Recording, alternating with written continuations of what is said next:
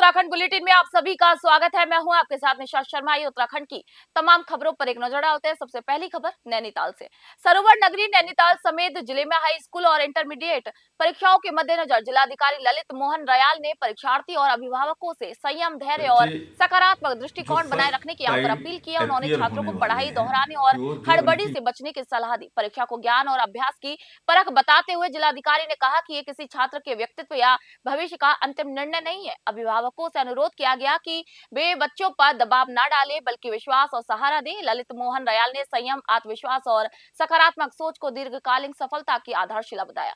नैनीताल से ललित जोशी की रिपोर्ट आप देख रहे हैं। ये आग्रह रहेगा कि वो हड़बड़ी न मचाए। बोर्ड परीक्षा के नाम पर जो हवा खड़ा किया जाता था किसी समय, वो बच्चे जो फर्स्ट टाइम अपीयर होने वाले हैं कि वो जो इनकी नियमित दिनचर्या है उस दिनचर्या में भरपूर नींद लें। जो उन्होंने पहले पढ़ा है उसको रिवाइज करें और सहज रूप से रिलैक्स होके अपना खान पान, सोना जागना, विश्राम वो सब नियमित रखें और जो पढ़ा हुआ है उस पे उसका रिवीजन करें। और अभिभावक भी बच्चों को सहयोग करें। उन पे ज़्यादा अधिक अंक लाने का जो दबाव है, जो स्कोर पैटर्न है, वो सार्वजनिक जीवन में वो अंक प्रणाली कितनी उपयोगी होती है, ये कोई वैज्ञानिक तथ्य। खबर डोईवाला से। पूर्व मुख्यमंत्री त्रिवेंद्र सिंह रावत के कार्यकाल में रानी पोखरी न्याय पंचायत में लॉ यूनिवर्सिटी के लिए भूमि आवंटित और शिलान्यास किया गया था, लेकिन अब तक विश्वविद्यालय का निर्माण नहीं हो पाया। इससे नाराज ग्रामीणों ने प्रधान संगठन के साथ भूमि पर पहुंचकर एक दिवसीय सांकेतिक धरना दिया और सरकार को चेतावनी दी कि यदि जल्द निर्माण कार्य शुरू नहीं किया गया तो 17 तारीख से अनिश्चितकालीन धरना किया जाएगा। ग्रामीणों का कहना है कि भूमि को अन्य किसी के लिए आवंटित किया जा सकता है और क्षेत्र के साथ अन्याय हो रहा है। डोईवाला से आशीष यादव की रिपोर्ट आप देख रहे हैं। नाराजगी इसके मैं ग्राम प्रधान रैणापुर और प्रधान संगठन अध्यक्ष रानी पोखरी न्याय पंचायत अनूप चौहान। यहाँ पे जब हम यहाँ पर आए तो हमने देखा यहाँ पर अन्य जो हो किसी को ये विस्थापन के लिए दी जा रही है ज़मीन, जिसके हमने फिर आपस में बैठ के मीटिंग करी और उस मीटिंग में हमने तय किया कि सभी लोग इसका विरोध करेंगे। इसमें जो है वर्तमान प्रतिनिधि और पूर्व जनप्रतिनिधि समस्त क्षेत्रवासी सभी लोग मिलकर इसका विरोध करेंगे और यहाँ पर लॉ यूनिवर्सिटी के लिए मांग करेंगे। कुछ दिन पहले हमें पता चला कि यहाँ पे लॉ यूनिवर्सिटी की जगह ये दूसरे को दे रहे हैं। हम यहाँ पे आए, हमने देखा कि यहाँ पे कुछ पत्थर गिर रहे हैं और पूरी सफाई चल रही है क्षेत्र की। तो यहाँ पे हमने प्रधान संगठन अध्यक्ष को बताया, उसके साथ हमने वो मीटिंग करी। फिर सब सारे प्रधान आए क्षेत्र के, न्याय पंचायत रानी पोखरी के। फिर हमने इस संज्ञान में एडीएम साहब को एक वो दिया, ज्ञापन सौंपा। फिर हम विधायक जी को दे के आए।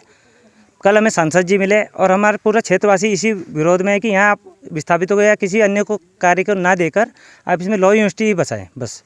कल जब सांसद जी से मुलाकात, सांसद जी ने ये कहा कि आप करिए, हम आपके साथ हैं। तो क्षेत्रवासियों को काफी ऐसा हो गया था कि हमारे लिए कुछ तो रोजगार होगा। हमारे बच्चे हैं, हमारे क्षेत्र के बच्चे हैं, कहाँ जाएंगे? हर चीज यहाँ से उठा के इधर से उधर पटक रहे। यहाँ कह रहे कि वहाँ बाहर के लोग आएंगे, उनको देंगे, विस्थापित करेंगे। हमारे लोग कहाँ जाएंगे? किसी को रोजगार मिलेगी, किसी की दुकान बनेगी, कोई किराए के लिए कमरा बनाते हैं, किसी अपना कोई नहीं कर सकता है कुछ, उसके लिए कहाँ जाएंगे? क्षेत्रवासी कहाँ जाएंगे? तो हमें अपनी भूमि चाहिए, लॉ कॉलेज बने या हमारे बच्चों के लिए खेल मैदान बने, कुछ भी हो, लेकिन हमारे बच्चों के लिए, हमारे क्षेत्रवासी। खबर हरिद्वार से। हरिद्वार में शारदीय कांवड़ यात्रा की शुरुआत हो चुकी है, जो कि 15 फरवरी तक चलेगी। इससे सुरक्षित और सुगम बनाने के लिए पुलिस और प्रशासन ने व्यापक तैयारियां की है। कमालदास कुटिया में हुई ब्रीफिंग में एसपी सिटी अभय प्रताप सिंह ने बताया है कि जिलाधिकारी और वरिष्ठ पुलिस अधीक्षक के निर्देशन में पैदल मार्ग और वाहनों के लिए अलग रूट तय किए गए हैं। पार्किंग और गंगा घाटों पर सुरक्षा के कड़े प्रबंध किए गए हैं। हर की पैड़ी क्षेत्र में सभी प्रमुख पुलों पर निगरानी बढ़ाई गई है। यात्रा को 9 जोन और 19 सेक्टरों में विभाजित किया गया है, जहां पर प्रत्येक जोन और सेक्टर में अधिकारी तैनात रहेंगे। हरिद्वार से तनवीर अली की रिपोर्ट आप देख रहे हैं। देखिए, शारदीय कांवड़ स्टार्ट हो चुकी है, जो कि 2 फरवरी से शुरू होकर के और महाशिवरात्रि जो हमारा 15 तारीख को पड़ेगा, उस दिन तक विशेष रहेगा। इसके क्रम में जिलाधिकारी महोदय द्वारा, वरिष्ठ पुलिस अधीक्षक महोदय द्वारा सभी जनपद के अधिकारियों को ब्रीफिंग दे करके और मीटिंग करके और जो महत्वपूर्ण निर्देश थे वो दिए गए थे, जिसमें न केवल रूट की व्यवस्था बल्कि जो पैदल मार्ग है, हमारा पार्किंग की व्यवस्था है, घाटों की व्यवस्था है, इसके अलावा जो हर की पैड़ी क्षेत्र में पड़ने वाले हमारे पुल हैं, तो आवश्यक व्यवस्थाओं के संबंध में एक एक व्यवस्था को चाक चौबंद और सुनिश्चित करने के लिए, जिससे कि यातायात सुगम हो और सुरक्षित तरीके से कांवड़िए अपने गंतव्य को जाए, हमने हमारे द्वारा प्लानिंग की गई है। संपूर्ण कांवड़ यात्रा के दृष्टिगत जो पुलिस फोर्स बल की तैनाती की गई है, एसएसपी महोदय के निर्देश के क्रम में 9 जोन और 19 के करीब में हमारे द्वारा सेक्टर बनाया गया है। प्रत्येक जो जोन है उसके प्रभारी हमारे द्वारा गैजेटेड अधिकारी को बनाया गया है।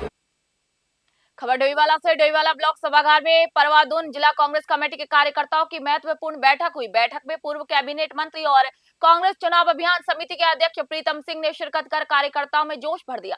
16 फरवरी को देहरादून में राजभवन घेराव के कार्यक्रम की रूपरेखा तैयार की गई। प्रीतम सिंह ने यहाँ पर कहा कि भाजपा सरकार की जन विरोधी नीति और बढ़ती बेरोजगारी, महंगाई और कानून व्यवस्था ने जनता का जीवन कठिन कर दिया है। परवादून जिला अध्यक्ष मोहित उनियाल ने कहा कि कांग्रेस पूरी तरीके से आंदोलन के लिए तैयार है और बूथ स्तर पर कार्यकर्ताओं को लामबंद भी यहाँ पर किया गया है। डोईवाला से आशीष यादव की रिपोर्ट आप देख रहे हैं। 16 फरवरी को उत्तराखंड कांग्रेस द्वारा राजभवन घेराव का कार्यक्रम किया जाना है और उसकी तैयारी को लेकर पूरे प्रदेश में कार्यकर्ता एकत्रित हो रहे हैं, जिसको लेकर आज इस पूरे कार्यक्रम के संयोजक आदरणीय प्रीतम सिंह जी, जो कांग्रेस कैंपेन कमेटी के चेयरमैन भी हैं, इस कार्यक्रम के संयोजक भी हैं, उन्होंने आज बैठक ली और डोईवाला कांग्रेस के कार्यकर्ताओं में एक जोश देखने को मिला और हमें पूरी उम्मीद है कि आने वाली 16 तारीख को भारी संख्या में डोईवाला से कार्यकर्ता देहरादून की ओर कूच करेंगे। जो स्थिति है आज इस प्रदेश की, हम देख सकते हैं कि बहन अंकिता भंडारी का जो मुद्दा है, अभी तक हम लोग मांग कर रहे हैं कि वो वीआईपी कौन है, और आज पता चलता है जब वीआईपी वो भारतीय जनता पार्टी का एक बड़ा नेता है तो उसके ऊपर कोई एक्शन नहीं लिया जाता है। भरे बाजार में देहरादून में एक बेटी की हत्या कर दी जाती है, एम्स में कार्यरत एक बेटी की हत्या कर दी जाती है, महिलाओं पर अत्याचार हो रहा है, महंगाई चरम सीमा पर है, मनरेगा जैसी जो गारंटी थी, जो 16 फरवरी को कांग्रेस ने निर्णय लिया है कि हम राज्यपाल आवास घेराव करने का काम करेंगे। जहां तक आपने कहा कि किन विषयों को लेकर के, विषयों की कमी नहीं, ये सरकार लगातार जन विरोधी निर्णय लेने का काम कर रही है। आपके सामने है, कानून व्यवस्था पूरी तरीके से ध्वस्त है और इस राज्य के अंदर महिलाओं पर जो अपराध हो रहे हैं, उन अपराधों में भारतीय जनता पार्टी के नेता सम्मिलित हैं। एक अंकिता नहीं, न जाने कितनी अंकिताएं हैं जो इस राज्य के अंदर भारतीय जनता पार्टी के नेताओं के द्वारा उन पर अपराध किए गए। आपके सामने है नौजवान सड़कों पर संघर्ष। खबर हरिद्वार से। हरिद्वार प्रेस क्लब में आयोजित प्रेस वार्ता में लोक माता देवी अहिल्याबाई होलकर महामंच ने वाराणसी के मणिकर्णिका घाट पर देवी अहिल्याबाई की प्रतिमा के अपमान पर गहरा रोष व्यक्त किया। महामंच के पदाधिकारियों ने शासन प्रशासन पर ऐतिहासिक धरोहरों की अनदेखी का आरोप लगाया और महामहिम राष्ट्रपति के नाम ज्ञापन सौंपा। उन्होंने सोशल मीडिया पर वायरल वीडियो की जांच और उसके आधार पर कड़ी कार्रवाई की मांग की। महामंच ने कहा कि यदि वीडियो वास्तविक है तो ये महापुरुषों का अपमान है और सरकार नैतिक रूप से जवाबदेह हो। उन्होंने ऐतिहासिक संपत्तियों के संरक्षण की भी जरूरत पर यहाँ जोर दिया है। हरिद्वार से तनवीर अली की रिपोर्ट आप देख रहे हैं। सबसे पहले आपका बहुत बहुत धन्यवाद, क्योंकि जो पत्रकार बंधु है, जो हमारा पत्रकार वर्ग है, ये चौथा स्तंभ है और कहीं पर भी कोई कमजोरी किसी भी समाज की होती है तो जब आवाज उठाते हैं तो उनको मजबूती मिलती है।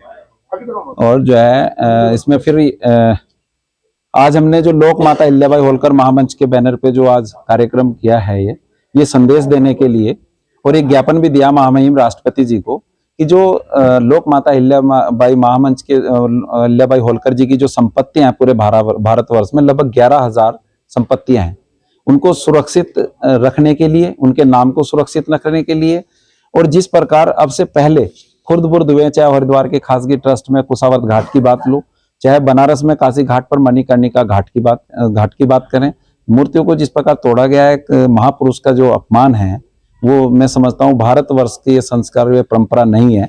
और इस समय उत्तर प्रदेश के जो मुख्यमंत्री हैं वो माननीय आदित्य खबर हल्द्वानी से। हल्द्वानी में बैटरी चोरी की घटनाओं ने वाहन मालिकों में भय का माहौल बना दिया। शहर के अलग अलग इलाकों में एक ही रात में करीब 15-20 वाहनों की बैटरियां चोरी हो रही हैं। चोर विशेष रूप से शनिवार की रात को सक्रिय रहते हैं, जब कई वाहन ड्राइवर छुट्टी पर होते हैं। प्रत्यक्षदर्शियों के मुताबिक चोरी करने वाले गैंग बनाकर आते हैं और कम समय में कई गाड़ियों से बैटरियां निकालकर फरार हो जाते हैं। कुछ चोर हथियारबंद भी होते हैं। वह स्थानीय लोगों ने पुलिस प्रशासन से रात्रि गश्त बढ़ाने और संवेदनशील क्षेत्रों में निगरानी करने की यहां पर मांग की है। हल्द्वानी से विनोद कुमार अग्रवाल की रिपोर्ट आप देख रहे हैं।